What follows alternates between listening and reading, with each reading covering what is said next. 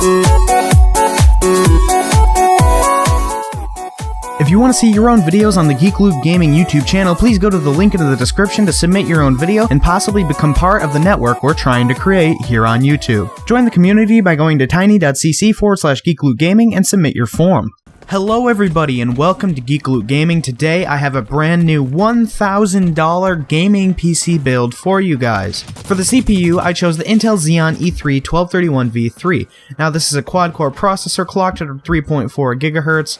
There is no turbo clock, however, it is hyper-threaded, and it comes with a CPU cooler, which we won't be using, and the TDP is only 80 watts, and it has the performance of an i7 CPU. It's actually really amazing how this Xeon can pack as much of a punch as a much more expensive i7 at a lower cost. So that's why I went with the Xeon E3 1231V3. It's only $232.99, which compared to, say, a 4790K, that's a lot cheaper. For the CPU cooler, that's right, we're going with the CPU cooler, mainly for aesthetic, but also because the CPU might get hot, and sometimes the stock cooler won't be able to deal with it adequately, and for $13, the Cooler Master Hyper T2 seems like a pretty good deal to make sure your PC looks nice, and also performs to its capabilities. For the motherboard, we have the Gigabyte GA-B85M DS3H. Now, another great thing about the Xeon processors is that you do not need a Z97 or overclockable motherboard to use them. These motherboards are great for supporting Xeons because you don't have to overclock your Xeons. So getting a Xeon in the end saves you money because you don't have to get an expensive Z97 motherboard, and you don't have to get the more expensive 4790K or 4770K or whatever CPU you're getting. Now for the memory, I have the GEIL Evo Potenza 16GB memory kit for only $60.99. Now considering RAM is super freaking cheap right now, I don't see why people just don't recommend 16 gigabytes of RAM.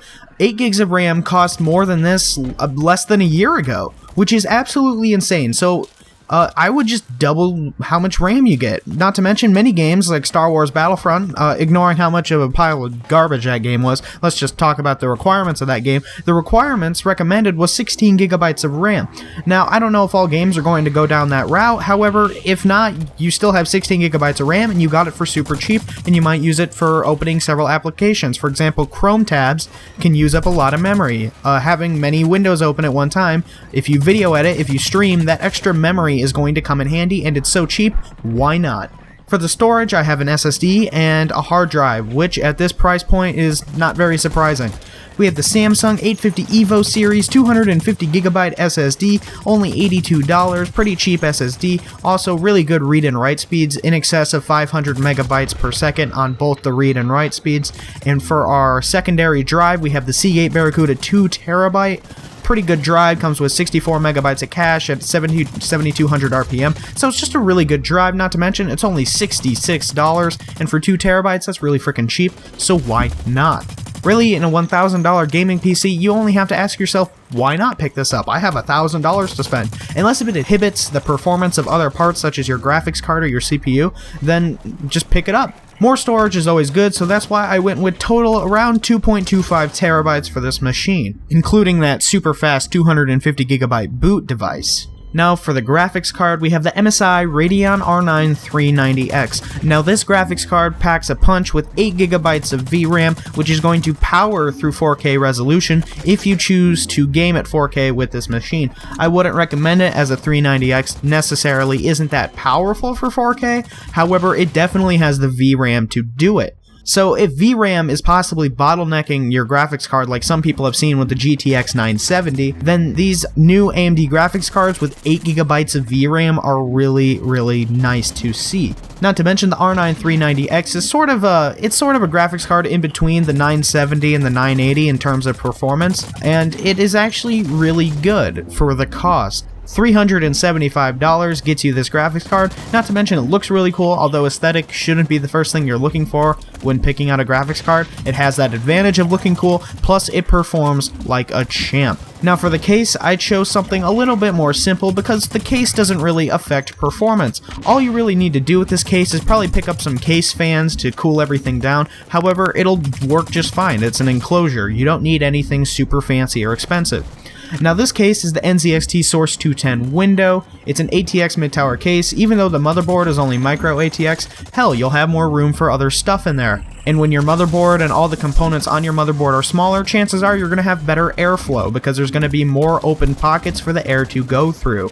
Now this case is only $32, pretty good case. I've actually wanted to get this case before actually ending up with my case currently, the Enermax Ostrog. However, there are really good reviews for this thing. This is basically the default budget case choice for a lot of people, and I decided just to go with the windowed version because it may cost a little bit more, but hell, don't you want to look at your part components? It's going to look really cool. And for the power supply, we have the EVGA Supernova Next 750 watt 80 plus gold certified PSU. Now, why 750 watts? This PC build at load uses less than 500 watts. Well, if you want to be future-proof, why not? Plus, this is actually the cheapest 80 plus gold 500 watt plus power supply I could find. Not to mention, it is fully modular.